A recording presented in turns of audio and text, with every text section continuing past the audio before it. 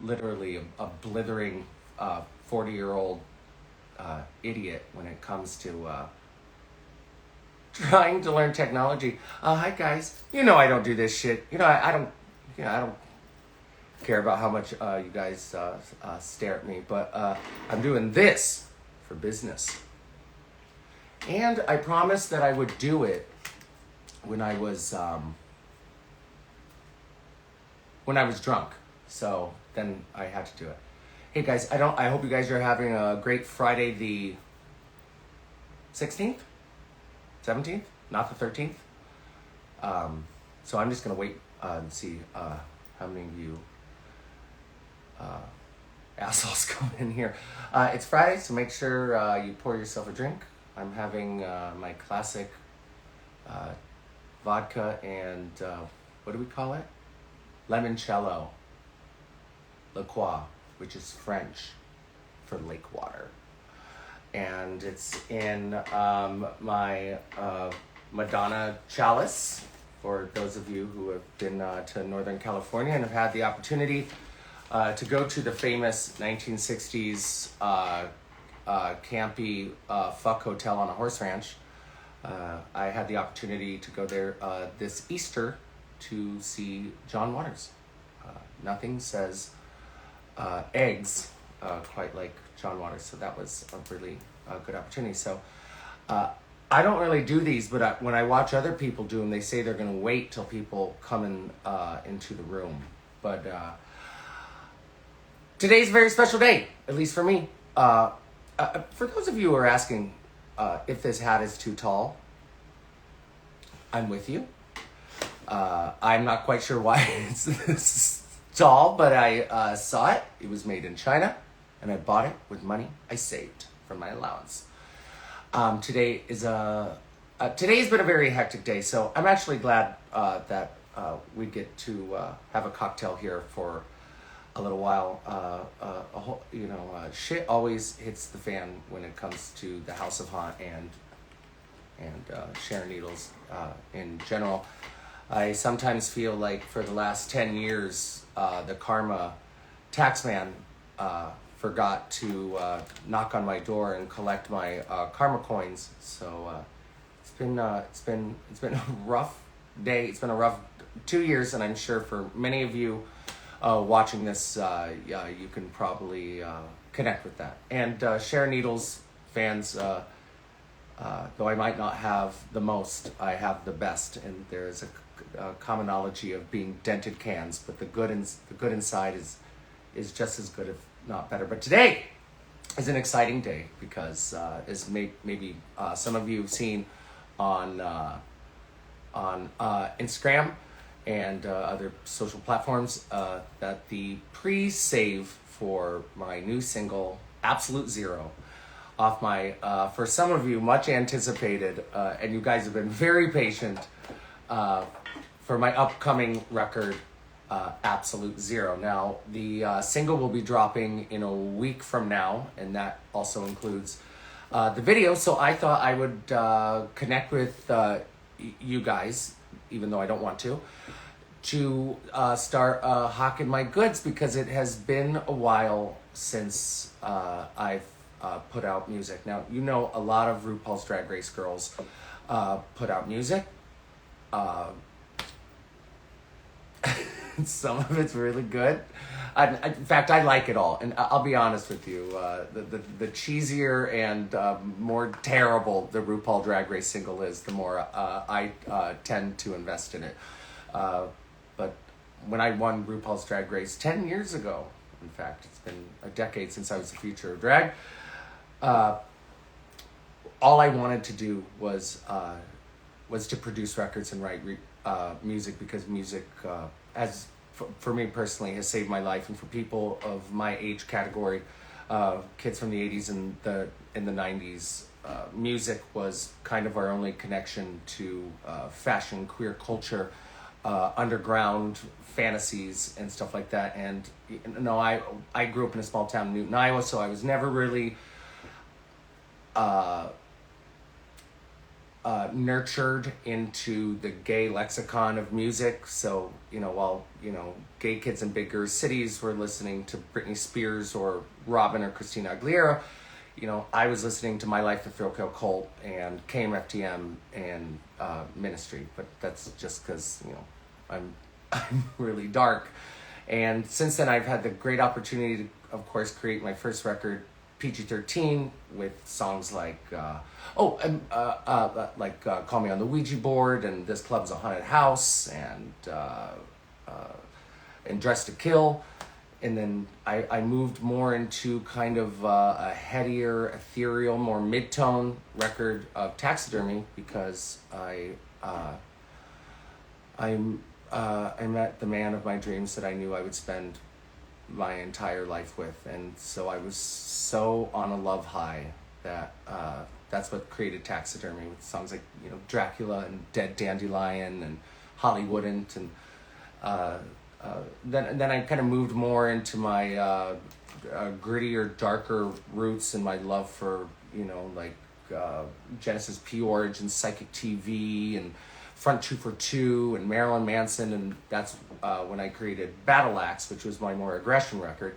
So I always try to put themes on records. So my first record is, I call it my toddler record, because it makes no sense. It's almost a soundtrack to a movie that I was starring in at the time, because I went from a downtown punk, drunk Pittsburgh clown to probably the most recognized GLBTQI artist in the world. And I don't try and pat myself on the back or suck my own dick that much, but I will say that I'd like to think that I turned RuPaul's Drag Race from a beauty pageant into an art gallery, and and it being the first voted on crowned queen, I can only thank you guys for that, and it gave me so much more hope for this world to know that queer culture was a lot darker and freakier and unapologetic and button pushing and transgressive in the way I like it.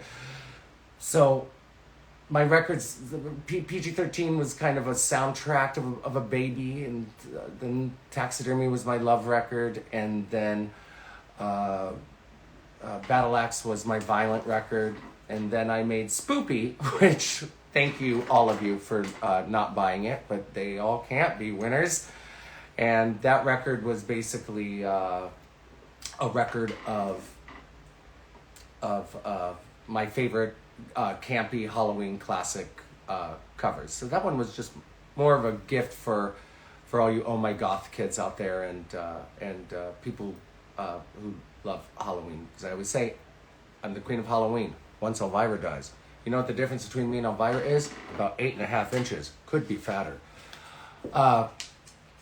So I had time to work on this record, and then coronavirus happened, and the political world was falling apart, and my marriage fell apart.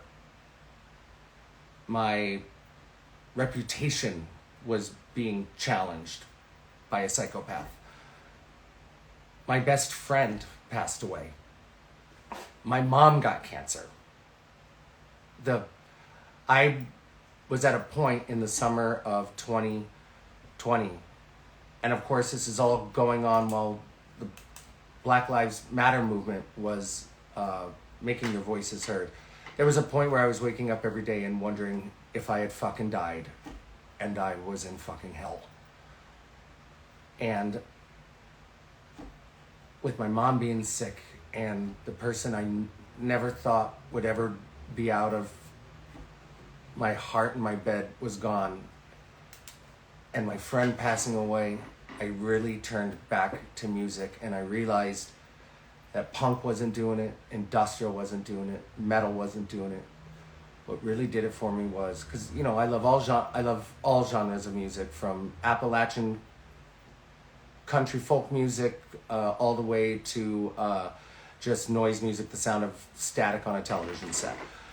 But there was one genre of music that just, I'm telling you, it saved my life, and that is the concept of disco. Disco has its roots in black culture, in queer culture, in dance culture, and in drug culture. And these were things that I really, really, really were identifying with. performers like Amanda Lear or Penny McLean, Georgia Moroder, Cerrone, the Bee Gees. These were sounds that were just lifting me up so much. Sometimes the lyrics are so stupid and they're so nil. But it was just what I needed at that time, was that 172 BPM, which is the sound of confident walk beat, was inspiring me so much, and that's what inspired me to make my new record, Absolute Zero. Sharon Needles' first disco record for the summer of 2022. No, I want to explain now, and if you guys can see in the title, it says you can tip me, because I'm not on that All Stars Hall Winners. I declined, maybe not. But if you want to tip me, you can see down there. You can go to Sharon Needles 666 on my Cash App and give me some money because I'm running out. But I want to explain the title of Absolute Zero. And Absolute Zero, for those of you who don't know what the definition is, it is the coldest temperature recorded in outer space. It is when molecules actually stop moving, and when this shit just hit the fucking ceiling fan.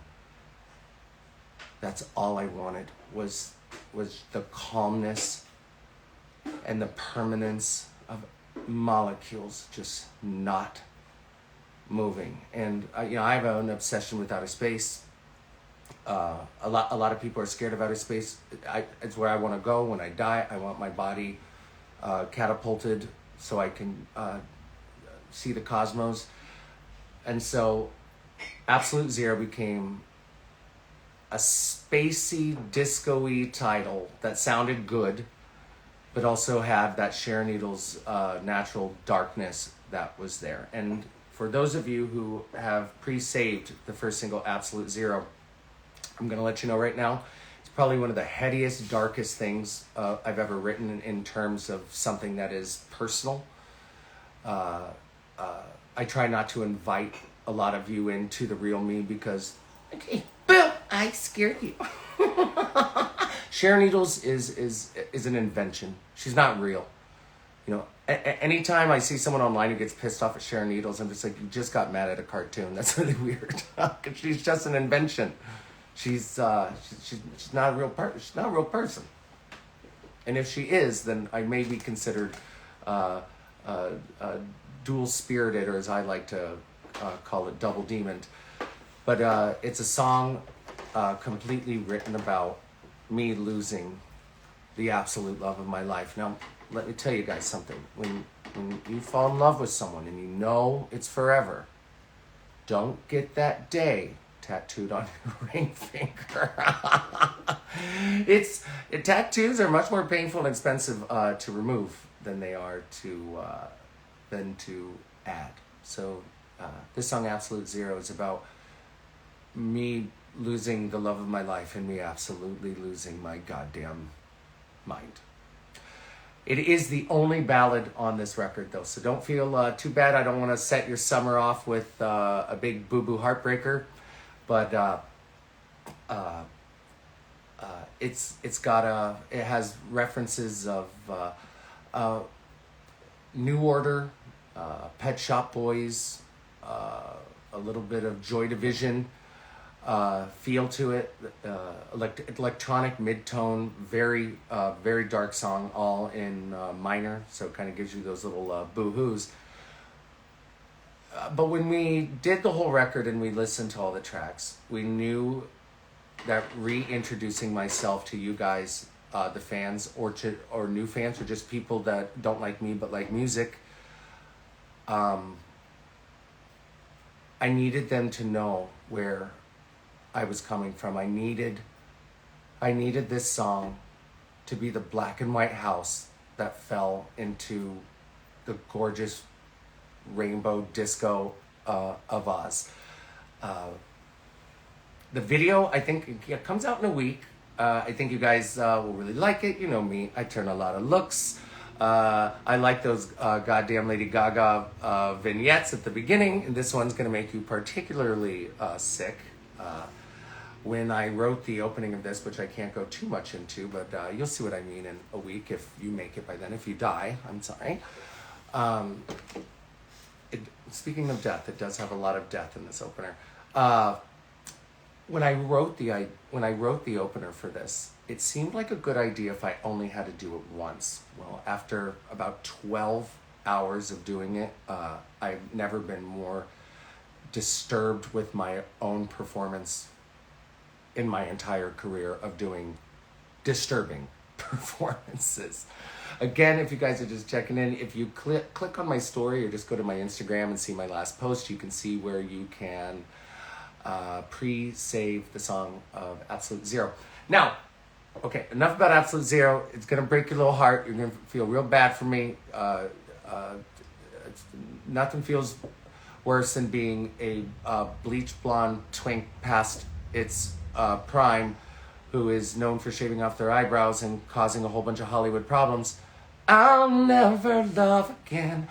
But the rest of the record just goes into a lot of happiness. So that would go into the song Fruit Fly. And Fruit Fly is a great disco hit. It's full of tom drums. It's full of violins.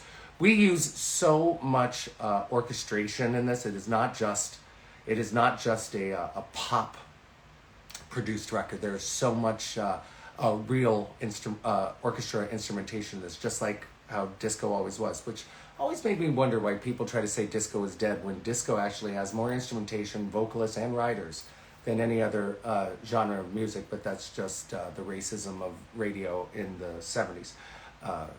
If disco is dead, then so am I. That would go into the song Fruit Fly, which is a testament to all my fans that want to fuck me. Now, fuck is going to be a very big word when it comes to this record. Like I said, I had my baby record, my love record, my angst violent record. This album is my fuck record because, if you guys remember, I was with Alaska Thunderfuck for 5 years. Shortly after Alaska, I was with my ex-fiance Chad for 7 years. So I missed 12 years of getting my bleached, celebrity, gorgeous, puckered little pinky stinky pounded the fuck out.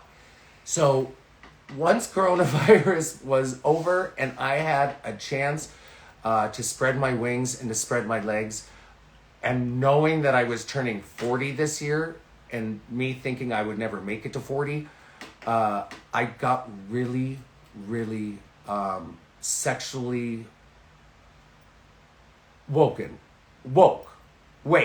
baked. I just started getting fucked a lot, and it was really inspiring my writing. Now, I'm not going to say that getting fucked. I mean, getting fucked is like Xanax. It doesn't last very long. I still had to deal with all my problems, but I lost my friend. My mom was sick. My boyfriend ran away.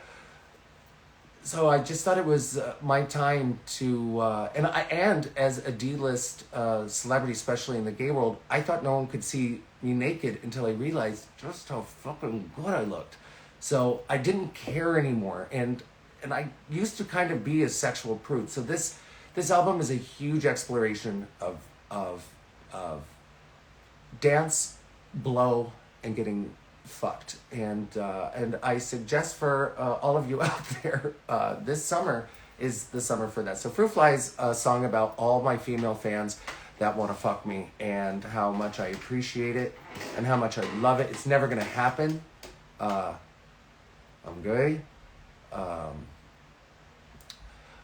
But how funny I think it is, and this took me a long time. And what this song is really written about is because I have a lot of female fans, and friends. I noticed, and it took me a long time to realize that some of my female fans want to sit upon it. And I was completely oblivious to this, but then it made sense to me. The 70s had Kiss, the 80s had Motley Crue.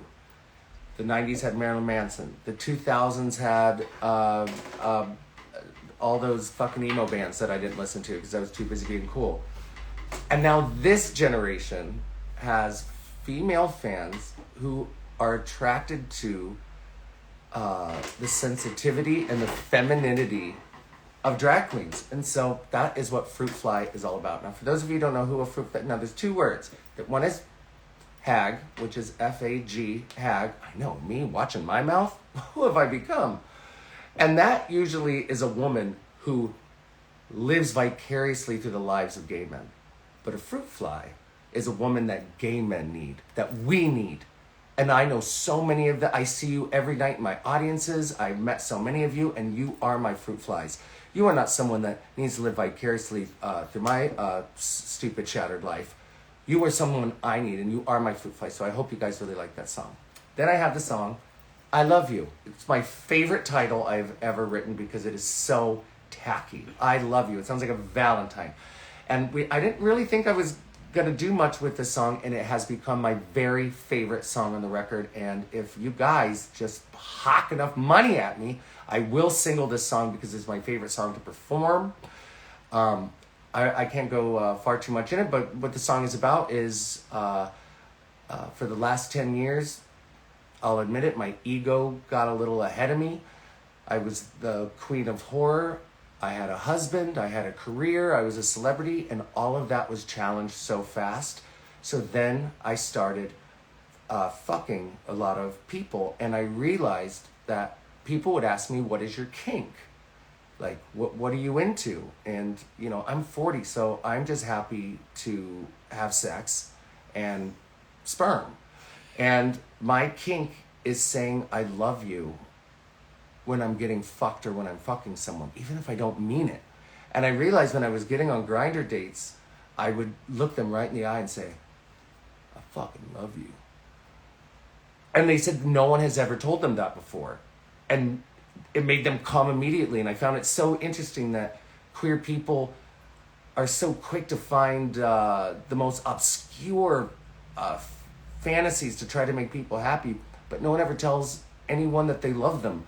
And so this song is about how my fetish is telling people I love them, even if I don't. Like, even if I just love them for, 17 minutes.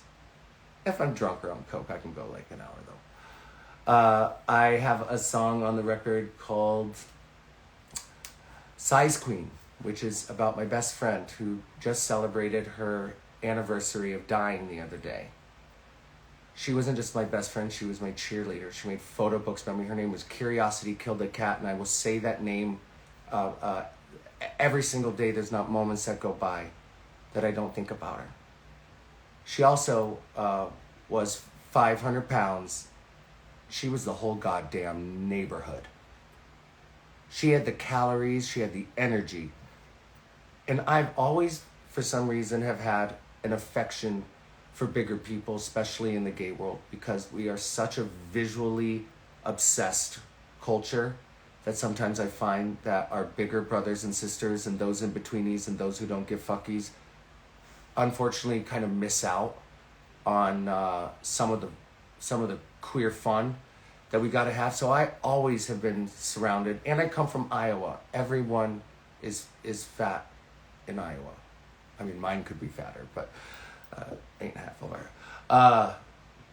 So this is a love song to all the big bitches out there that go out there and let them fucking have it, who even if they might be in pain, never let you see it and are the true life of the party. So it's not just about Curiosity. It's about my fan and friend Stina Scott. It's about my business partner Lala Delmage. It's about my I almost said it. My good friend Maddie B. It's about all those amazing, larger than life in their soul, larger than life in their bodies. Because I wasn't raised on RuPaul. I was raised on Divine, and I'm just disturbingly body positive. I am doing a cover of Blue Oyster Cult's Don't Fear the Reaper and Disco Tone. I want you to think about how that could possibly sound. What you're thinking is probably not what you're gonna get. It was my producer, Tomas at Killingsworth Records, said you cannot turn Fear the Reaper by Blue Oyster Cult into a disco song, and I said, but we can, and we did, and I really think it's gonna blow your dicks off. I have and I have the song Boogeyman. My last song that I write on a record is always the one I don't want to write. Usually it's because I'm ridiculously hungover. I don't want to write, but my top liner, Ashley Levy, congratulations if you're watching, Ashley, who just got married in Palm Springs. What straight woman gets married in Palm Springs? Sadist. Way to rub it in. My fiance left me. I hate writing the last song, but it always ends up becoming so special. Dress to Kill was the last song I wrote for PG-13. I did not want to write it. I wrote it on far too much cocaine dealing. And it has turned out to be the most successful and most watched video of any of my songs. So it goes to show what I know.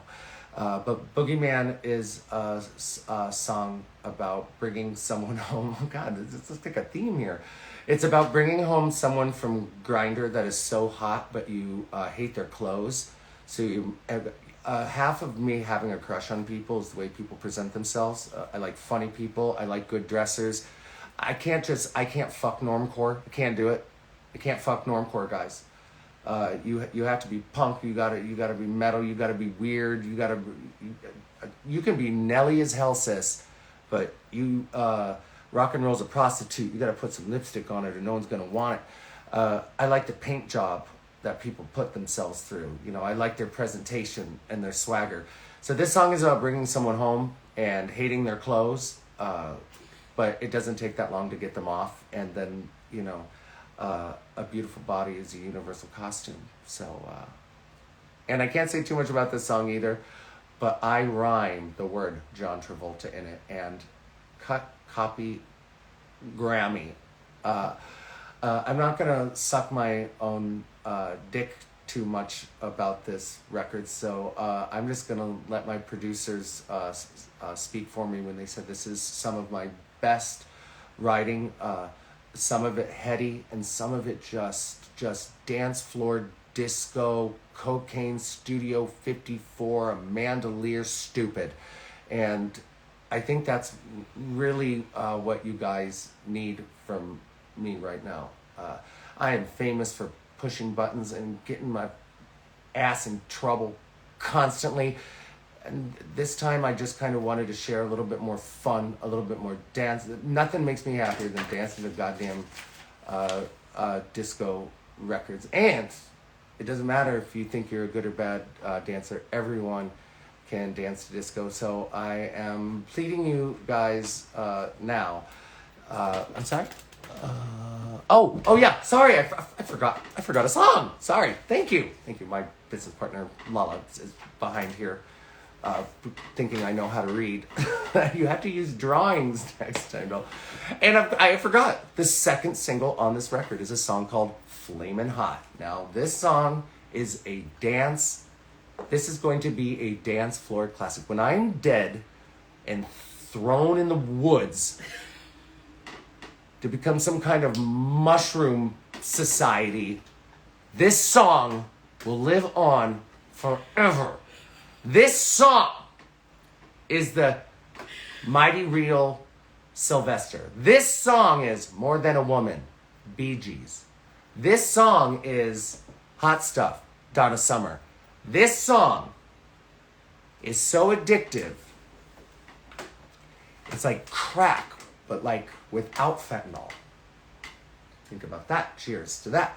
Hot as Hell, I did not, or Flaming Hot. What did we title her? Flaming Hot, right? No.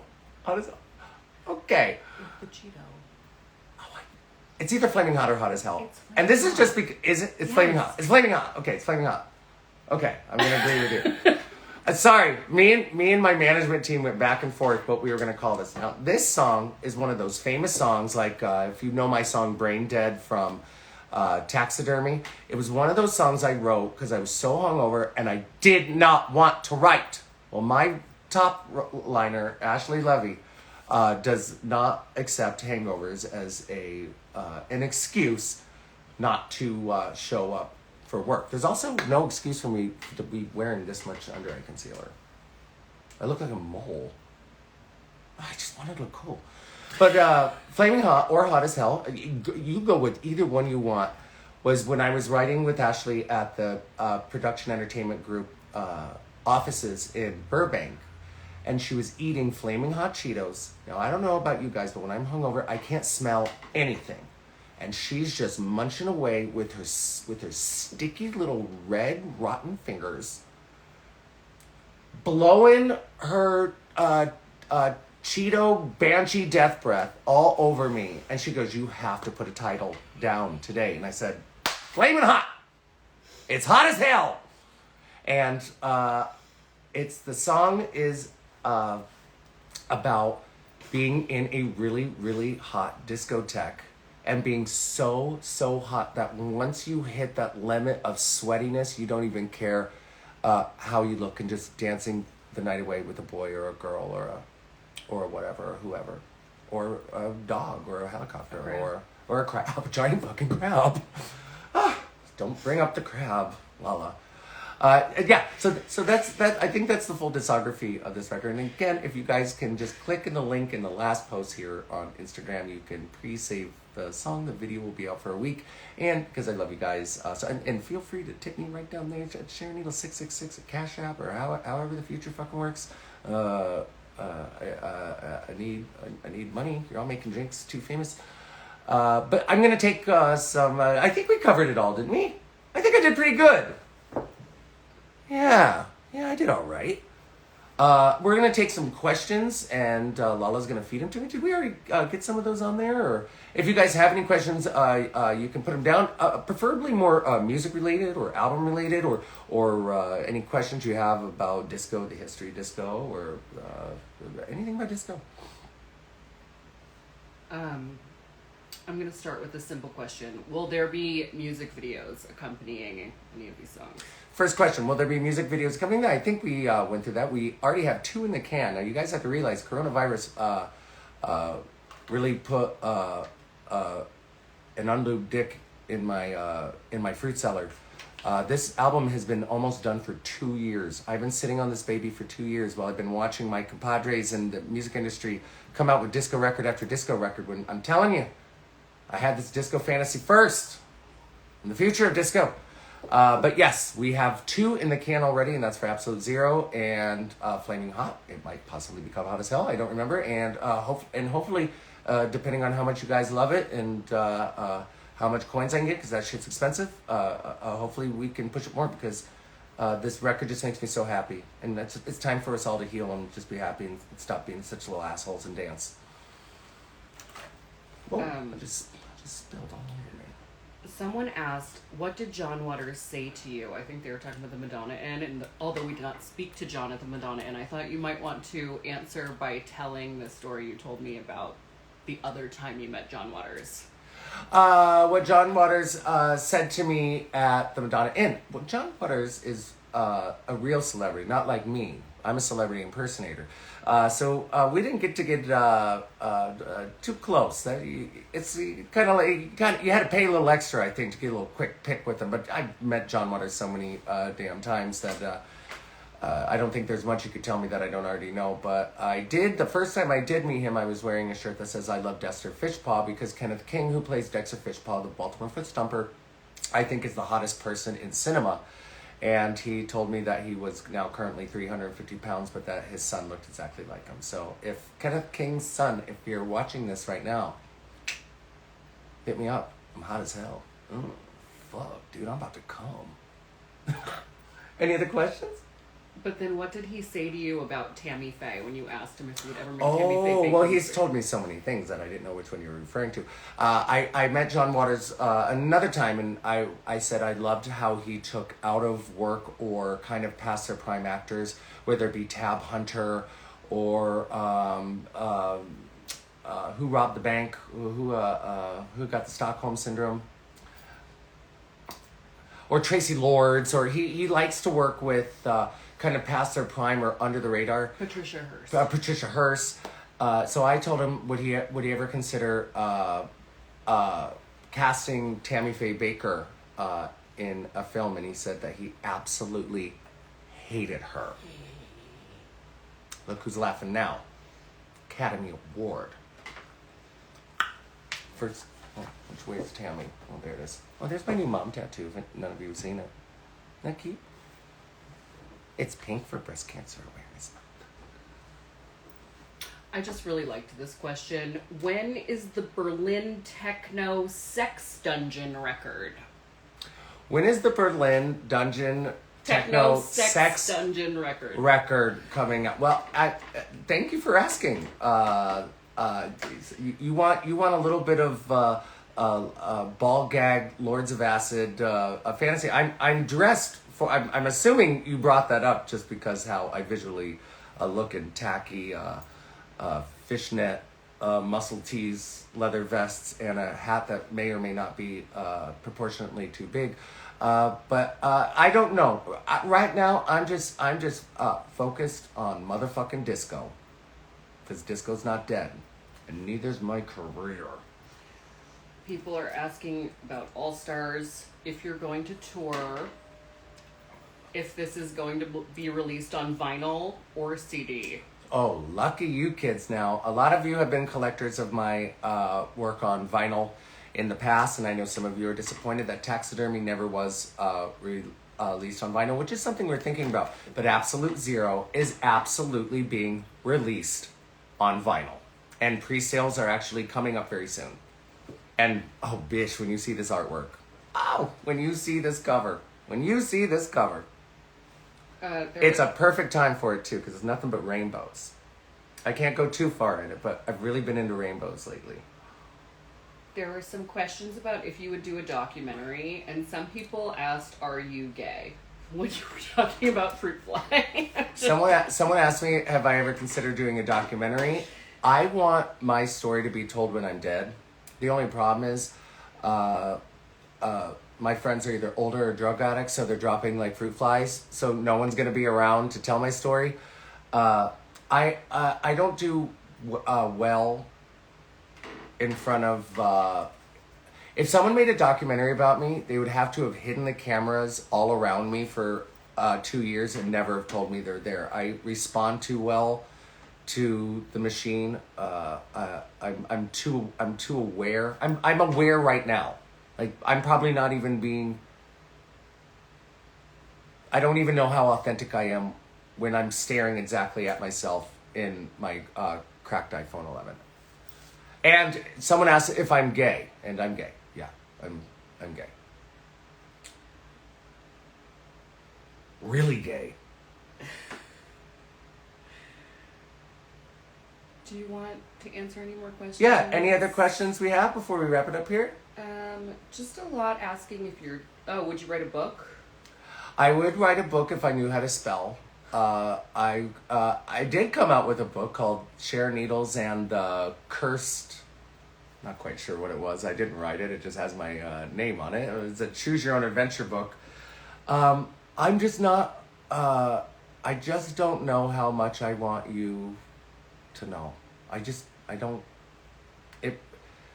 If someone wrote me a check and said, tell the story, I would, but my life is so dirty and so dangerous. What if you could have it ghost written by Laura Albert, who wrote all the J.T. Leroy books? If J.T. Leroy writes my book, then it's okay if he ghost writes. But I'd rather have my story be told after I'm dead through people who can say through their experiences instead of my own, because it's weird when you're your own self. CDs too, or just vinyl? I'm sure CDs will be printed. We might even come out with Absolute Zero CD players so you can play them. Okay, Kanye. Podcast? Someone asked if I would consider a podcast. I spent so much ridiculous money, in the thousands, on podcast equipment. I'm such a fan of podcasts. I listen to probably 4 to 5 hours of podcasts a day that I don't know how, I don't know if I could mimic what I enjoy so much. I thought about doing a true crime podcast. I thought about doing a podcast called Bottomless Pit, where I interview people who might not be famous in the lexicon of the television, but are famous to me, and that's because they would say yes. to it. I have a friend named Rick Majors who is borderline double paraplegic that I thought about doing a podcast with because it would just be interesting to have two punks from two different perspectives of how we live our lives and how our bodies move and how we navigate through this world. But also, it's hard to let people in. I love being so ridiculously edited and just give you what I want you to have. But I know that the clock on that type of fame is ticking, and I probably am going to have to grow up and pull up my bootstraps and realize that I'm a product of my fans because my fans pay my rent. Have you listened to Jujubee's new podcast? I haven't listened to Juju. Are you asking, or is this a fan This question? is just my I haven't listened to Jujubee. A fan named Lala has asked, "Have I listened to Jujubee's podcast?" And I haven't. It's something about relationships and like Any other romance questions? or something. Someone asked, what are your favorite Donna Summer songs that aren't like the radio staples? Favorite Donna Summer songs. Now, this is the thing with disco is titles never match track names, so I'm not gonna know their songs, but I know Love to Love You Baby. It was radio friendly, but what a lot of people don't know is that when Georgia Moroder produced that song for her, because a lot of people don't know this, Donna Summer was a prude. She was a sexual prude. She was a huge Christian. She actually went a little against her gay fans and gay rights in the 80s, and I might be quoting this wrong, so don't listen to anything I say, but I think she was on that train of thinking AIDS might have been a punishment from God in the 80s. That's when she started doing a lot of gospel records. But she was such a prude. Ooh, love to love you, baby. Ooh. That Georgia Moroder actually went into the studio a lot, not just this song, other songs as well, and like caressed her and got her like in the zone, which is weird because Georgia Moroder and Donna Summer make a very odd couple. But hey, love is love. Love to love you, baby. Ooh, and guys, make sure to listen to a lot of Chic. Chic has been very inspiring. This Nile Rodgers, the bass and guitar player for Chic, has been instrumental about the way I wanted this record to sound. And when is your album release date? The album release date is I don't know, because I am irresponsible about reading emails. Some people are really asking over and over again about All Stars and touring, but... I'm not on All Stars All Winners, and I'm glad I'm not, because that is a very hard cast to compete with. And I walked into that pink workroom so green and so just excited about the concept of television in Hollywood that a second time around, I can't gauge how meta it would be in my head. Like would it turn me into a Cronenberg film? Would I go all David Lynched out and like be weirded out about replicating something I've already done? And not only that, competing against my compadres, my friends, my sisters, people who I have toured 47 countries with for the last decade, and try and create good story content when we clearly enjoy each other's company and love each other, and it would be a hard one, and it would just be terrible because I'm so good at drag. I say this all the time when people say Drag Race is hard, or I went to Drag Race and I got in my head. I always think it's crazy because out of every artistic product I've ever created, winning Drag Race is hands down the easiest thing I've ever done. It's so easy. It's so craft project, walk down a hallway, couple of jokes. It's if you're an entertainer, Drag Race should be so easy for you. It's like the Groundlings or Saturday Night Live. It's effortless. Anyone who finds Drag Race hard shouldn't have been on it.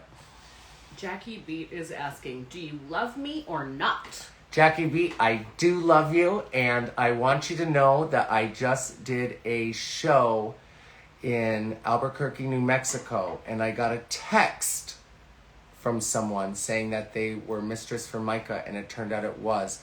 And I ended up being able to hang out with her, and all I did was gush about how in 1995 I bought a 99-cent VHS tape at Casey's General Gas Station in Newton, Iowa. And the movie was called Wigstock, and the first queens I'd ever saw was Mistress Formica, Lady Bunny, and of course yourself, Jackie. And you have been instrumental to me being queer, but being queer in rock and roll, being queer in punk, being queer and funny, being queer and seeing through the bullshit, being queer and bitter. And Jackie, if you're watching this, I want you to know you've been, you are in my top 5 visionaries, heart, body, and soul that inspired the living shit out of me as a very young queer punk in a town of 1,500 people in the middle of a cornfield in Iowa, and I'm indebted to you forever. So yes, I do love you, you bitter, rotten, fat cunt. She said, okay, now I'm crying. So. Go eat in the tub. That makes you happy. Go read a J.T. Leroy novel and eat pizza in the tub. I know how you do. We've got a couple people asking about Mary's.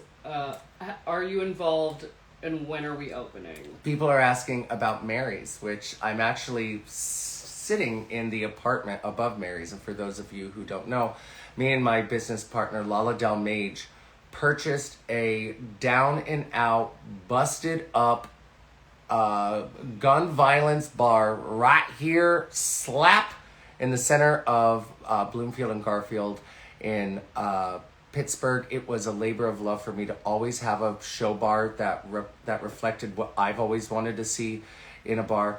I watch queens who are not on Drag Race, who are way better than queens on Drag Race, who are more beautiful, more talented, more funny, more smarter, more witty, being forced to perform in spaces that do not tend to their needs. And so me and Lala Del Mage, together for the last 5 years, have been cultivating the most queerest, straight friendly, punk, weird, romantic, walking into Peggy Bundy's goddamn brain of a bar to showcase our love, not just only for the community of Pittsburgh, not just for Bloomfield and Garfield, but for entertainers that we want to bring in all over the world. And I might be speaking too much, but we're not so interested in bringing RuPaul's Drag Race legends in, even though we will. We're more interested in bringing in the legends that came before us and the legends that continue to be great examples of drag artists that don't get the golden ticket to be on the Price is Blonde. We've had a lot of hiccups. This building needed a lot of work. Coronavirus certainly didn't help. And also I have this other job called International Celebrity. And for those of you who are wondering why it's called Mary's, it's because we don't have any hamburgers. We don't have any. But keep an eye out. And we'd love to see you all come into Pittsburgh and live the Mary's fantasy. Because if you mix the letters in Mary around, you get the word army. I just came up with that. That was good. Oh.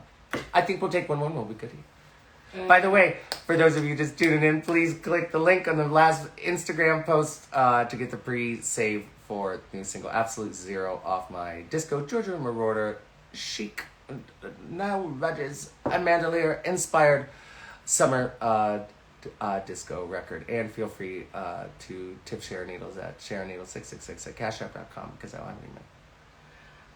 Someone asked if you're doing a Halloween show this year. I think they mean like a digital show. Yeah. My last question for the night, because I gotta go, guys. I'm an alcoholic. Is am I doing any Halloween shows? I know that I am booked the 28th of October at 340 in Pomona. And if you guys know anything about me, that bar, either girls love it or they hate it, and I absolutely love being there. Wes has been someone who has supported my career and has been there for me for over a decade. So if you guys are in the Pomona area in Southern California in the Inland Empire, come see me on the 28th for Halloween. Anyway, guys, thank you guys so much. I just wanted to check in. I don't like doing this, but I actually had a lot of fun. And please check out my new record, Absolute Zero. Share, like, thumbs up, stick it in your ass, or whatever you gotta do. and help me promote it. I know I've been away for a while. I've been going through a lot of bullshit, as you guys, I know you know. That's why I'm not reading the comments. I'm letting someone else read them because I can only imagine. But thank you guys so much. Happy Halloween. Hail Satan. Kill your parents. Thank you guys so much. I really love you because when you're faced with so much loss as I have in the last 2 years, you really drop that fucking snotty attitude and realize that fans is just short for friends. Thank you guys so much. Happy Halloween. Thank you guys. Absolute zero. But now I have to figure out how to turn it off. That's always the hardest part. Is that the hardest part? Yeah.